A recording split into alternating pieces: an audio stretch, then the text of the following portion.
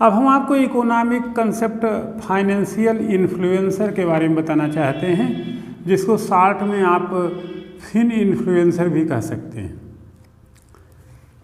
जिनका सामान्य अर्थ है कि वित्तीय गतिविधियों में प्रभावक की भूमिका निभाना या वित्तीय गतिविधियों को प्रोत्साहित करने के लिए, समझाने के लिए, समझने के लिए तौर तरीके बताना।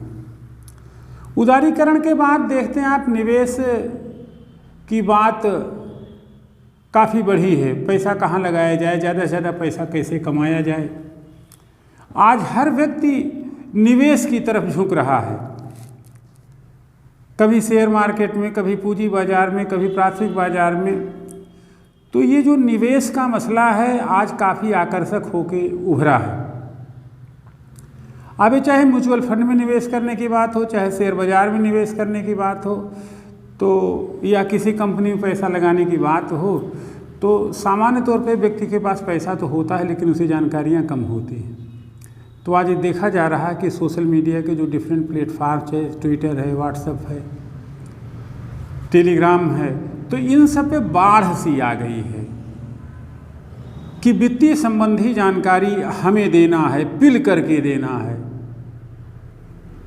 चूंकि ढेर सारे लाखों करोड़ों के लोग निवेश बाजार में कूदना चाहते हैं, इस नाते ऐसे लोगों की भूमिका बढ़ी है अपने फॉलोअर्स बढ़ाने का, प्रकारांतर से पैसा कमाने का। दीगर बात है कि ये किसी से कोई फीस नहीं लेते हैं, बस यूट्यूब या ऐसे सोशल प्लेटफॉर्म में व्यू ज्ञान डालते हैं, आपको जानकारी देते हैं कि कहाँ भी पैसा लगाना उचित है, कहाँ पे पैसा लगाना अनुचित है। अब इस क्रम में फेरा फेरी की काफ़ी गुंजाइशें रहती हैं।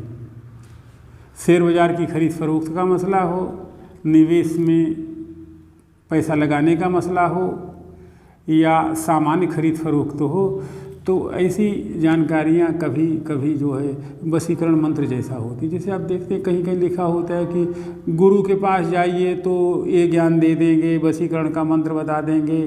कभी कभी तो वो लोग जो है रिश्ता पनपाने की बात करने लगेंगे। ऐसे तमाम चीज़ें जिनमें सच कुछ नहीं होता। तो आज ऐसे वित्तीय प्रभावकों, जो वित्तीय गतिविधियों को प्रभावित करने वाली या निवेश के बारे में जानकारी का ज्ञान बघाड़ने वाले लोगों की संख्या बहुत ज़्यादा बढ़ गई है।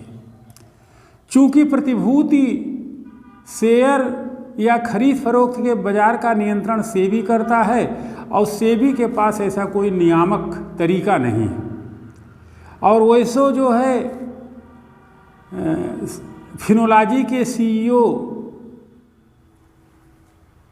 प्रांजल कामरा कहते हैं कि चूँकि ये किसी से फीस नहीं लेते हैं, किसी से अनुबंध नहीं करते हैं, तो सेबी इनको किस तरीके से निर्देशित कर सकती है। मोटी भाषा में ये तो सुझाव देने के लिए छुट्टे सांड जैसे घूम रहे हैं, और लोग उनसे सुझाव ले भी रहे हैं। इस तरीके से निवेश कहीं गलत जा रहा है, कहीं सही जा रहा है, जबकि डेली न्यूज़ में यह प्रचार आता रहता है कि म्यूचुअल फंड बाजार में निवेश जोखिमों के अधीन है। किंतु व्यक्ति सही बात सुनता कहाँ है, और इन तथाकथित फाइनेंशियल इन्फ्लुएंसर को, वित्तीय प्रभावकों को, जो मोस्टली नकारात्मक तरीके से सूचनाएं देते, इनके प्रभाव में आ जाता है। तो शुद्ध तौर पे हम कहेंगे कि वित्तीय गतिविधियों, बाजार में निवेश के लिए विभिन्न सोशल मीडिया पे जानकारी देने वाले या वित्तीय गतिविधियों को प्रभावित करने वाले लोगों को, जिनका सेबी में सामान्य रजिस्ट्रेशन भर होता है, फाइनेंशियल इन्फ्लुएंसर कहते हैं।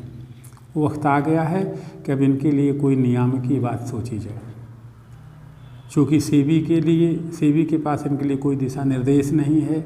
ये कैसी सलाह देते हैं, कब देते हैं, कि इसकी कोई जानकारी नहीं है। तो अब ज़रूरत है सेबी को कि एक ऐसा नियामकीय ढांचा बनाए जिससे इस तरीके से सोशल इन्फ्लुएंसर निवेश करने वाले की भावनाओं का दोहन न कर सके या पैसा का गलत निवेश न हो सके। हाल में यह बात हुई है कि एक डिजिटल इंडिया एक्ट बनाया जाए, जिसके तहत इन लोगों को निगरानी में रखा जाए, ताकि ये जो है निवेश करने वाले व्यक्तियों को किसी भी तरीके से हतोत्साहित और प्रोत्साहित न कर सकें या उनकी भावनाओं का दुरुपयोग न कर सकें या खरीद बचार या शेयरों की बिक्री की गलत जानकारी न दे सकें। यह कंसेप्ट है आपका सोशल इन्फ्लुएंसर का। आप इनको सामान्य दबाव समूह के रूप में समझते हैं वित्तीय उत्प्रेरक के रूप में समझ सकते हैं, सूचनाओं के हेरा फेरी करने वालों के रूप में समझ सकते हैं।